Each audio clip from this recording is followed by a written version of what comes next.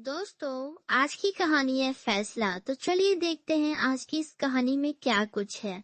पसंद आए तो लाइक जरूर कीजिएगा। पापा, बस हम लोग निकल रहे हैं, शाम तक लौट आएंगे। आप प्लीज घर का ख्याल रखना। हाँ, आपका खाना टेबल पर रख दिया है, जब भी भूख लगे लेकर खा लेना। रात तक का ही खाना बना दिया है। हम लोग को आने में देर हो जाएगी तो थकने के बाद खाना नहीं बनेगा, और हम लोग वैसे भी खाना खाकर आएंगे। और हाँ, जाते जाते बाहर ताला लगा कर जा रहे हैं, अपना ख्याल रखना। दोनों बेटे और बहू कहते हुए अपने अपने परिवार के साथ घर से बाहर निकल गए। आज इन लोगों का रिजॉर्ट जाने का मूड है। सुबह से शाम तक वही मौज मस्ती करने का इरादा है। एक बार भी किसी ने बिशंबर जी से नहीं पूछा कि वो भी जाना चाहते हैं या नहीं। सोफे पर से उठकर खिड़की के पास चल कर गए और खिड़की से नीचे देखा तो दोनों अपनी कारों में बच्चों के साथ बैठकर रवाना हो गए। थोड़ी देर तक खिड़की के बाहर यूं ही ताकते रहे। उसके बाद उदास मन से धीरे धीरे चलते हुए डाइनिंग कैसरोल में 5 रोटियां, डोंगे में पतली सी दाल, एक प्लेट में सलाद के नाम पर एक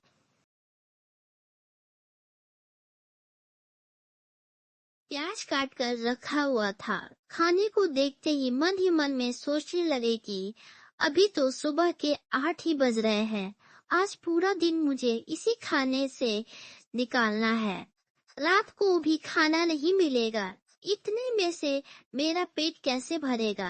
पिछली बार भी जब ये लोग घूमने गए थे तब भी बहू इतना सा ही खाना बनाकर गई थी। रात को घर पर आने के बाद बिशंबर जी ने सिर्फ इतना ही कहा था कि बहू, मुझे बहुत जोर से भूख लगी है। बस उसी में दोनों बहुओं ने रोना धोना मचा दिया था। और बेटे बेटे तो वैसे भी अपनी पत्नियों के आगे कुछ बोलते नहीं हैं। पर आज फिर वही एक लंबी गहरी सांस लेकर अपने कमरे की तरफ आए। कमरे में अपनी पत्नी की तस्वीर देखकर आंखों में आंसू आ गए। एक वो दिन थे जो कभी मुझे भूखा नहीं रहने देते। जाने के बाद तो सचमुच पेट भर खाने को भी तरस गया हूँ। सोचा था कि रिटायर होने के बाद परिवार वालों के साथ खूब घूमूंगा फिरूंगा, पर यहाँ तो बीमार नहीं हूँ, पर घर में हर कोई मुझे बीमार बनाने में लगा हुआ है।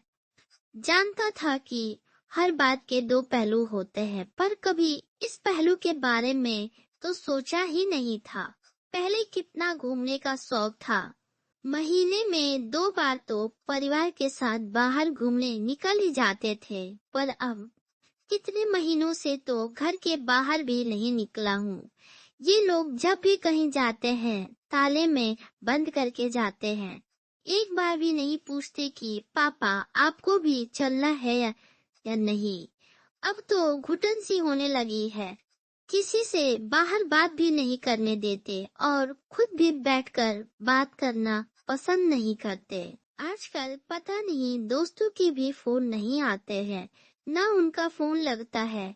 अपने घर का चौकीदार बनाकर रख दिया है मुझे।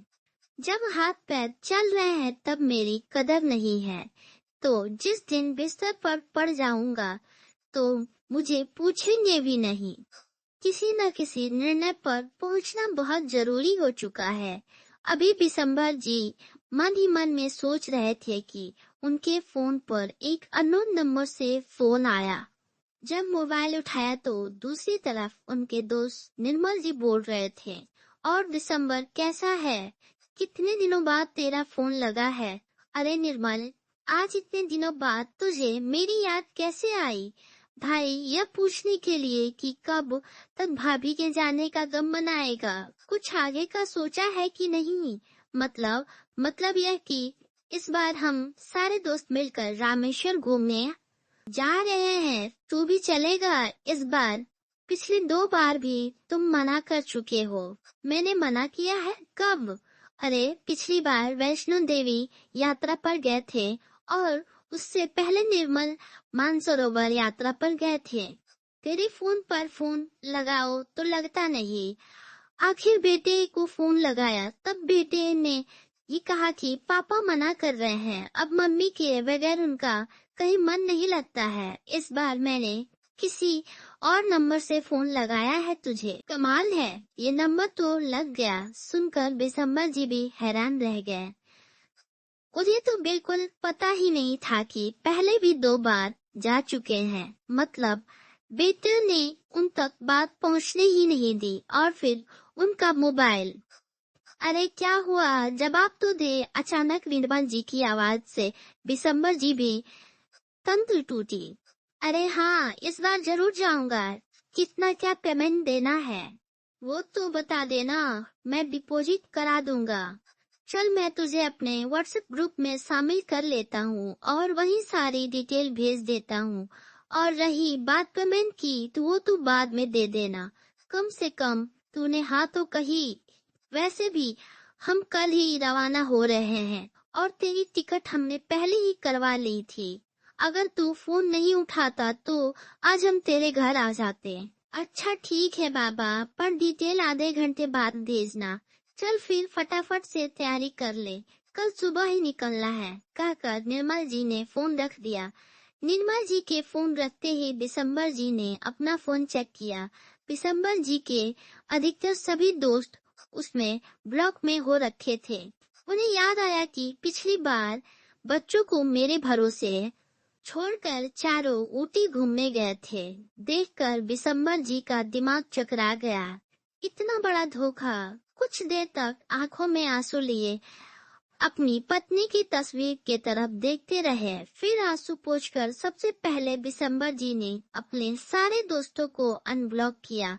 उसके बाद उठकर अपने कमरे में गए और अपनी अलमारी में से अपने टूर पर पहनने वाले कपड़े निकालकर पैक किए। अपने स्पोर्ट्स शूज निकाले और उनकी धूल साफ की। कुछ कैश और आईडी कार्ड अपने पास रखे। मोबाइल पर अपने अमाउंट चेक किया। अपना दवाई का बॉक्स रख लिया। जितना समझ आया उस हिसाब से पैकिंग कर ली और इंतजार करने लगे दूसरे दिन का। रात को जब घर बच्चे आए तब तक बिशंबर जी सो चुके थे। किसी ने भी उनके कमरे में जाने की जहमत नहीं उठाई। सब अपने अपने कमरे में जाकर सो गए। दूसरे दिन जब बेटे और बहू चाय पी रहे थे तो बिशंबर जी भी तैयार होकर अपना बैग लेकर बाहर आए। उन्हें देखते ही बड़ा बेटा बोला, अरे पापा, आप कहाँ चल दिए? मैं अपने दोस्तों के साथ रामेश्वर टूर पर जा रहा हूँ, मेरा भी टिकट है। बिशंबर जी की बात सुनकर चारों बेटे बहू एक दूसरे की शक्ल देखने लगे। बड़ी बहू बोली, पर पापा जी, आप ऐसे कैसे जा सकते हैं? बच्चे के एग्जाम शुरू होने वाले हैं और हमें भी बेंगलुरु के लिए रवाना होना है। मेरे मौसा जी के बेटे की शादी है। बच्चों को हम किसके भरोसे छोड़कर जाएंगे? आपने सोचा भी नहीं, छोटी बहू भी कह रही है। और क्यों फालतू में पैसे खर्च करना? आपके पास इतना ही पैसा है तो थोड़ा बहुत हमें भी दे दीजिए। और वैसे भी इस उम्र में कहाँ घूमने की लत लग रही है आपको? कल को गिर पड़ गए तो सेवा कौन करेगा? इसलिए चुपचाप अपना सामान वापस कमरे में रख दीजिए। मुझे ऑर्डर देने वाली तुम कौन होती हो? बड़ी बहू, तुम लोगों ने मुझे अपने घर का चौकीदार।